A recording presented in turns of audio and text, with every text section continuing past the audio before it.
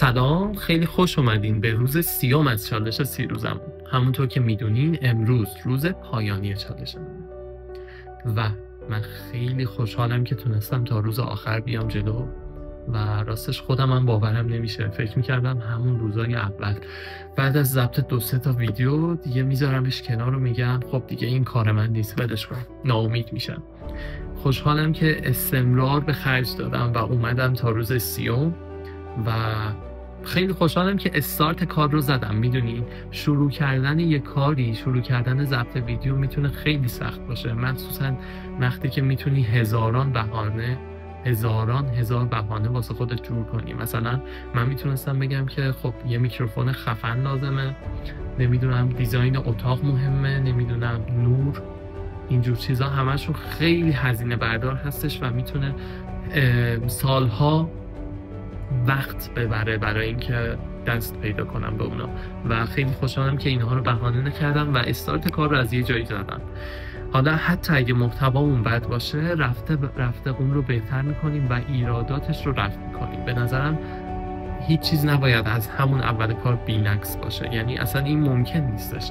امیدوارم رفته این نقص ها کمتر و کمتر بشن. واسه دیزاین که میگم مثلا من اصلا اهمیتی ندادم این بود که مثلا یه مبلی توی خونه همینطوری بیکار بود، من آوردم گذاشتم جلوی دیوار و تا دلتم بخواد گلدون هستش تو خونه ما، گلدونم آوردم گذاشتم این کنار. این کمدی هم که میبینین قدیمی، این از اول همینجا بود، گذاشتم همینجا هم بمونه و زیاد سخت نگیرین. من خیلی از دوستان هستن که ایده های نابی توی ذهنشون دارن و شما که داری این ویدیو رو میبینین تو هم حتما یه ایده های نابی توی ذهنت هست که ممکنه هزاران بهانه توی ذهنت جور کردی و هی امروز و فردا میکنی، ولی به نظر من استارتش رو همین الان بزن، نذار بمونه واسه فردا. هی امروز و فردا نکن، استارت کار رو از یه جایی بزن. از شماها خیلی تشکر میکنم بابت اینکه منو لایق این دونستین که پای ویدیوهام بشینین و ویدیوهام رو ببینین و من رو توی این چالش همراهی کنین.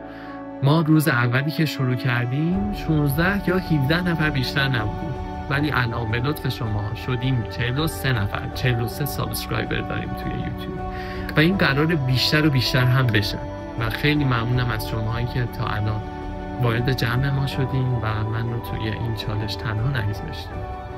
ممنونم ازتون. از این به بعد قراره بهتون نگم که تا ویدیوی فردا خداحافظ، قراره بگم تا ویدیوی بعدی خدا نگهدار. البته قبل از اینکه خداحافظی کنم باهاتون قراره یه مدت خیلی کوتاهی استراحت کنم و از این به بعد فصل 2 چالش رو با هم شروع کنیم با یه سری ایده های جدید. حالا قرار نیست حتما چالش 30 روزه باشه، احتمالاً هر هفته یه ویدیوی جدید بذارم. خیلی فوری این خبرش رو بهتون میگم و توی چنلم هم بهتون اطلاع میدم.